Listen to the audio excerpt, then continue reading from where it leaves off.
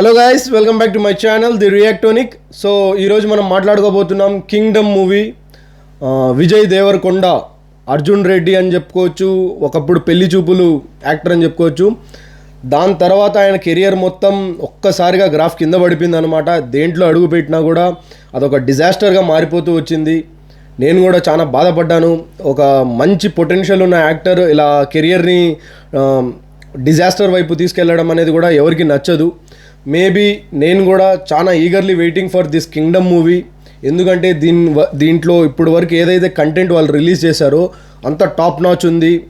Vijay Devarakonda performance అయితే ultimate ఉంది.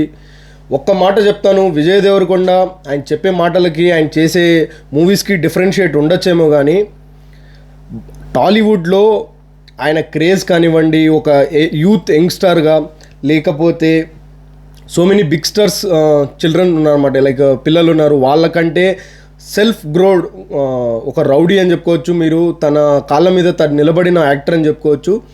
But ఒక్క హిట్ పడిన తర్వాత అన్నీ మారిపోతాయి.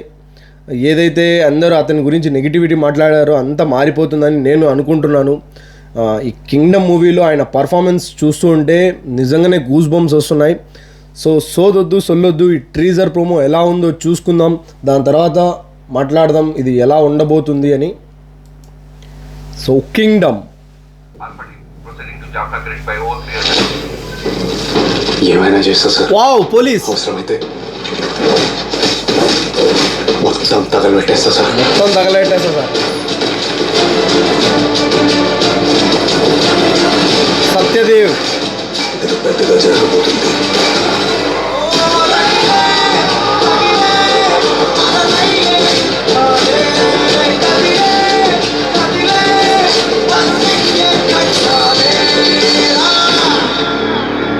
Super.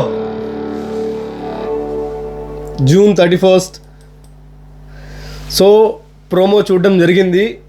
Simply awesome man, mind blowing ఉంది. నాకైతే బీభత్సంగా నచ్చింది. ఏమన్నా యాక్షన్ ఉందా, ఏమన్నా మంచి స్టోరీ ఉంది, అది నా మెయిన్ హోప్ అనమాట. విజయ్ దేవరకొండ అతని పర్ఫార్మెన్స్ గురించి మాట్లాడుకోవాల్సిన అవసరమే లేదు, ఏలెత్తి చూపించాల్సిన అవసరమే లేదు.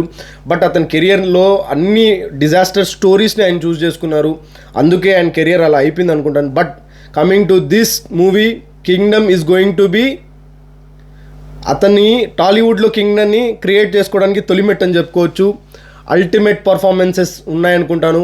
సత్యదేవ్ ఆయన కూడా ఒక బీభత్సమైన వెరీ ఫైన్ యాక్టర్ అని చెప్పొచ్చు సత్యదేవ్. వీళ్ళిద్దరు కాంబినేషన్ కానివ్వండి, ఏదైతే వీళ్ళు స్టోరీ బిల్డ్, దీంట్లో ఇంకో లుక్ చూశారు మీరు ఈరోజు కొత్తగా, అదేదో కాదు పోలీస్.